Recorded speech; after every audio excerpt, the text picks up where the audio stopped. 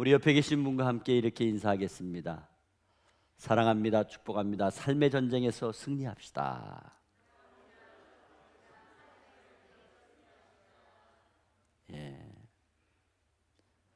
오늘 봉독한 말씀을 가지고 삶의 전쟁에서 승리하는 비결이 무엇인가 함께 은혜를 나누려고 합니다.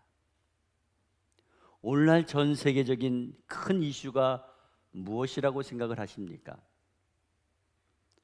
코로나입니다. 코로나19로 말미암아 전 세계 교통수단인 항공이 거의 마비되어 있습니다. 그 여파로 첫 번째 경제적인 타격을 가장 많이 받고 있다는 것입니다. 두 번째로 국가 간의 경쟁 구도로 인한 평화 유지가 아주 불안한 가운데에 있다는 것입니다. 세 번째가 전 세계 자연 환경 훼손으로 말미암아 자연 재해가 이곳저곳에서 일어나고 있다는 것입니다. 여러분, 중국에서 지금 지진이 일어나고 있는 소식을 아마 뉴스를 통해서 들었을 것입니다. 엊그제까지 이스라엘과 팔레스타인의 전쟁이 있었다는 것을 알고 있을 것입니다. 미얀마는 군부의 쿠데타로 말미암아 국민들을 억압하고 있고 세계 곳곳에서 전쟁을 치르고 있습니다.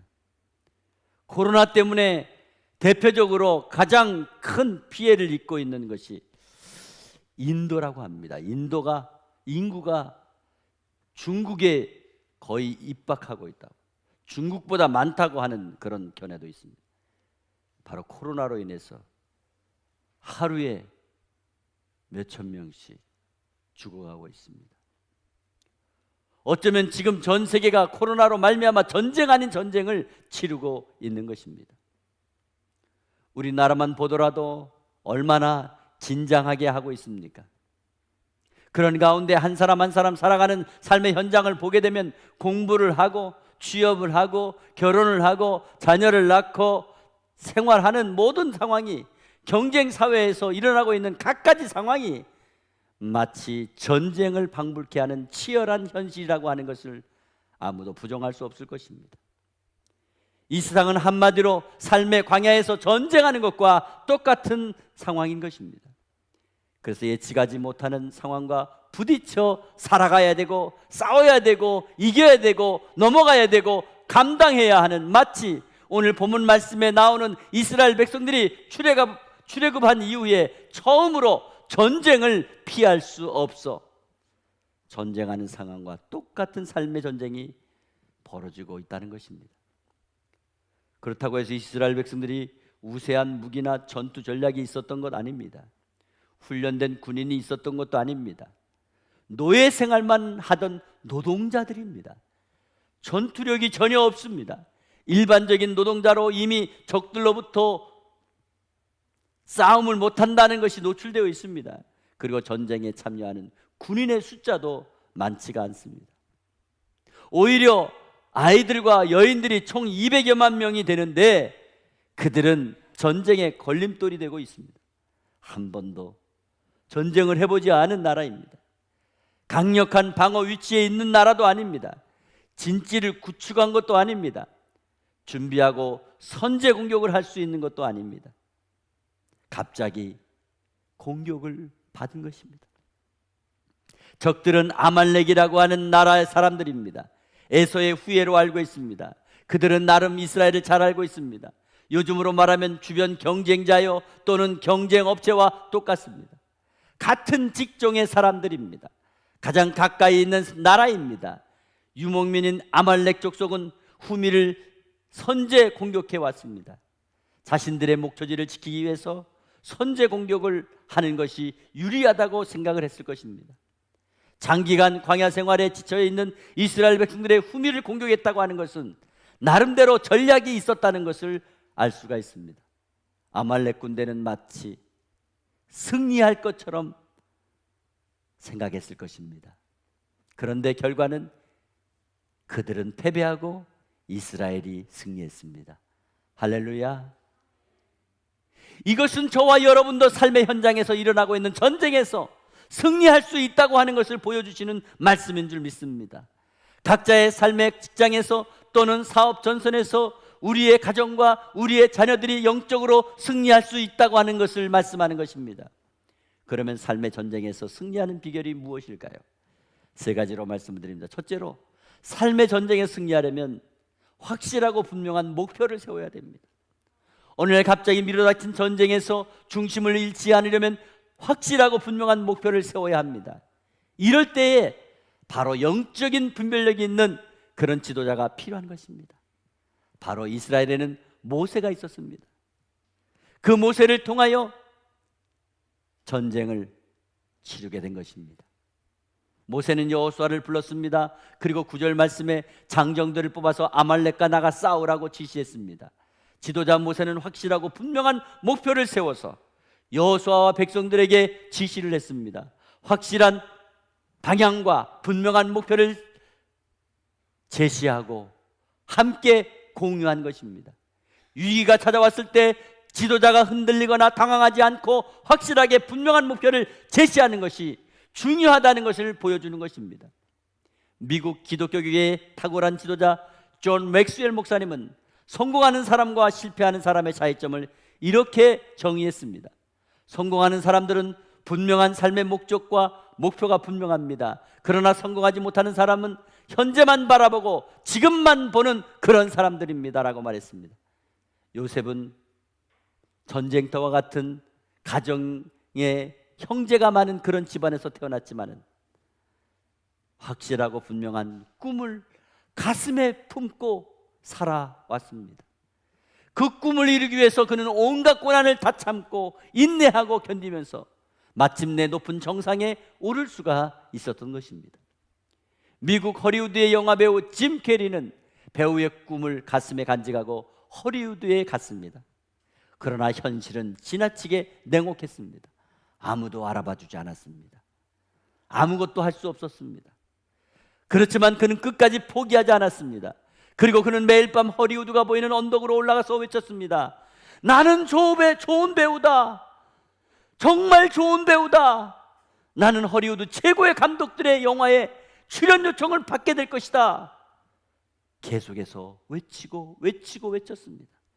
결국 2000년 제57회 골든 글로브 시상식 뮤지컬 코미디 부문 나무 주연상을 받을 수 있었던 것입니다. 그렇습니다. 아무리 절망적인 삶의 전쟁이라고 할지라도 확실하고 분명한 목표를 세워 끝까지 포기하지 않으면 승리하게 되는 줄 믿으시기를 바랍니다. 지금 험한 광야의 길을 가고 계십니까? 아말렉과 같은 공격과 생각지 않았던 위협을 받고 계십니까? 피하거나 포기하려고 하지 마시고 분명한 방향을 정하시고 목표를 세우시기를 바랍니다. 하나님께서 시편 37편 4절 말씀을 주셨습니다. 또 여호와를 기뻐하라. 그가 내 마음의 소원을 이루어 주시려다. 아멘. 그렇습니다. 하나님을 향한 분명한 목표를 세우고 방향을 설정할 때에 우리는 반드시 승리할 줄 믿습니다. 두 번째로 삶의 전쟁에서 승리하려면 연합하여 각자의 역할을 분담해야 됩니다. 삶의 전쟁에서는 반드시 연합이 되어야 됩니다. 그리고 분담을 해야 됩니다. 아말렉이라고 하는 위기가 오면 사람들은 그 위기를 피하려고 합니다. 사람들은 평소에 아무 일이 없었을 때에는 아주 좋은 관계를 가지고 지내다가도 갑자기 삶의 아말렉이 나타나면은 슬그머니 자신만 살아남으려고 멀리하고 피하고 사소한 이익에 집착을 하게 되어 있습니다. 그래서 배신을 하게 되고 상대를 비난하게 되고 도피할 명분을 찾는 것을 보게 됩니다. 그러면 삶의 전쟁에서 그 사람은 반드시 패배할 수밖에 없는 것입니다. 오늘 우리가 위기 가운데 있는 상황에서 리더십을 발휘하고 있는 모세의 명령에 순종하고 있는 여호수아, 얼마나 대단합니까? 모세는 아론과 훌을 데리고 산에 올라가 손을 들고 있고 여호수아는 군대를 이끌고 나가서 싸우도록 분담을 했습니다. 모세가 확실한 구심점이 되었고 여호수아가 직접 전쟁터에 나가 싸우는 상황을 생각해 보게 되면 어떻게 보면 불공평한 것처럼 이의를 제기할 수도 있었을 것입니다. 그러나 지금 이스라엘은 모세와 여호수아를 중심으로 하나가 되었습니다. 한 마음이 되었습니다. 한 뜻이 되었습니다.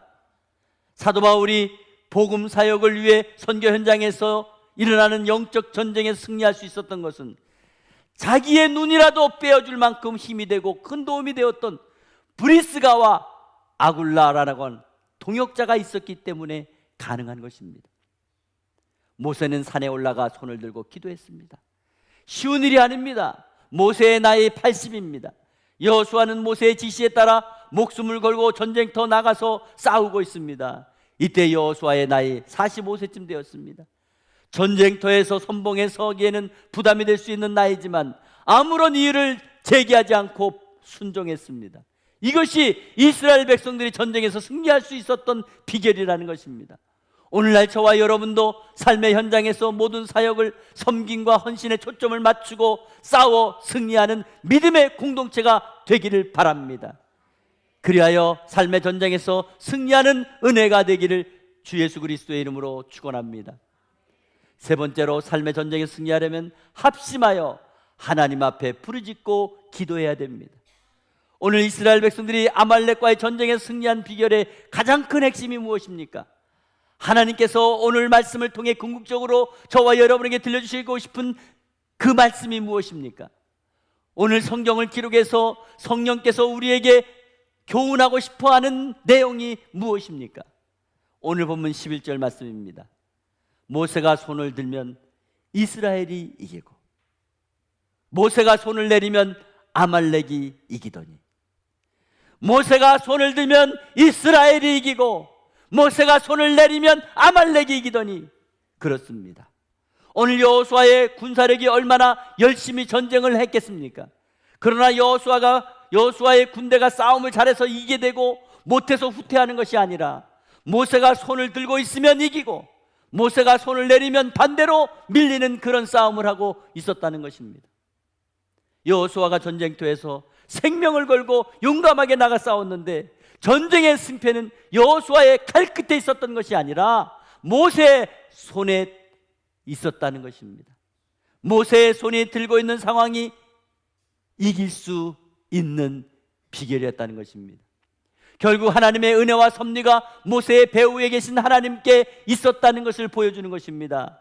생명이 왔다 갔다 하는 밀고 당기는 피비린내 나는 그런 전쟁이 일어나고 있는 그런 현장이 모세의 손이 올라가면 이기고 모세의 손이 내려오면 지고 있었다는 것입니다.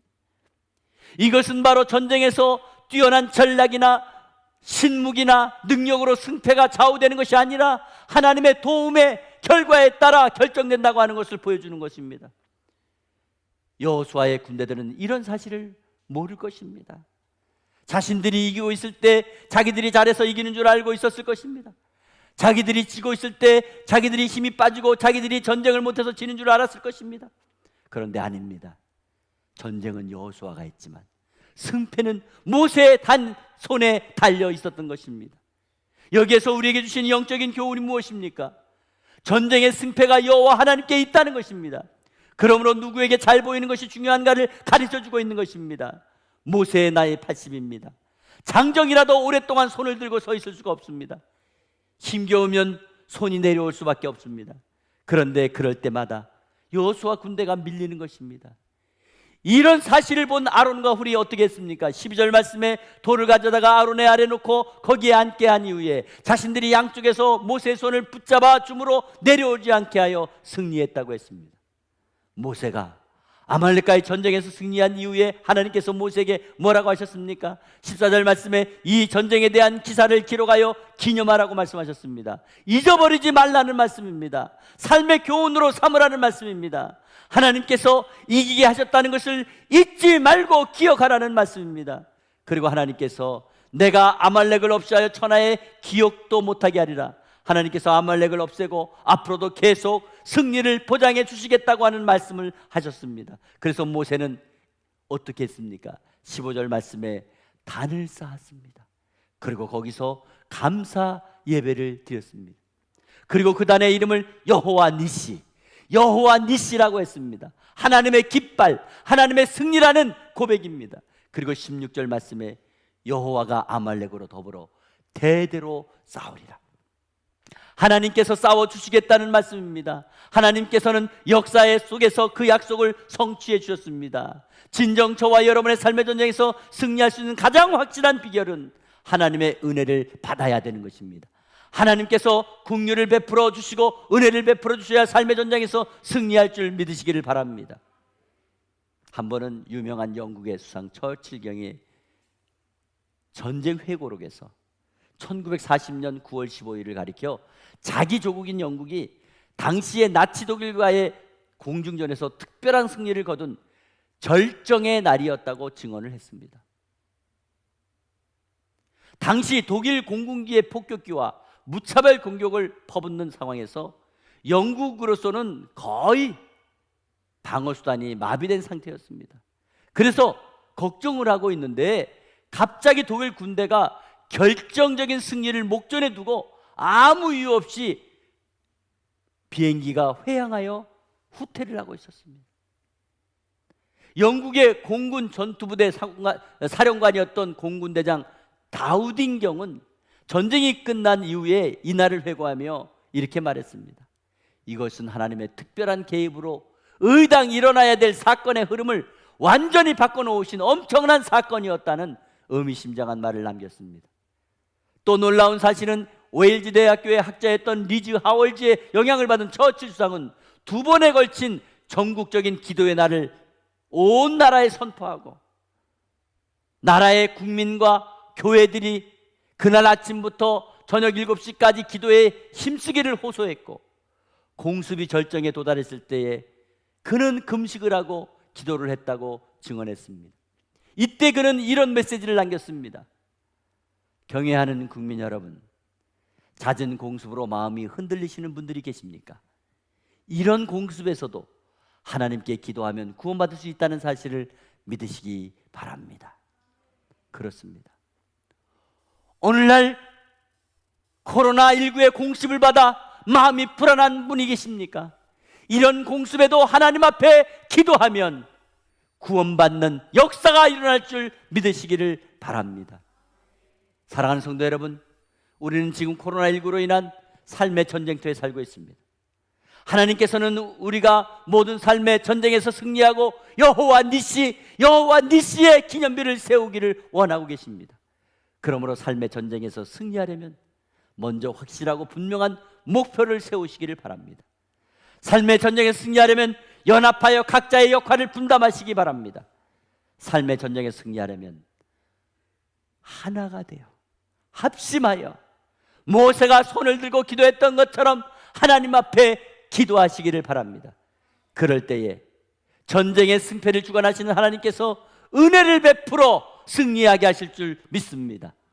하나님의 능력과 축복으로 승리의 삶을 살아가는 저와 여러분이 다 되시기를 주 예수 그리스도의 이름으로 축복합니다.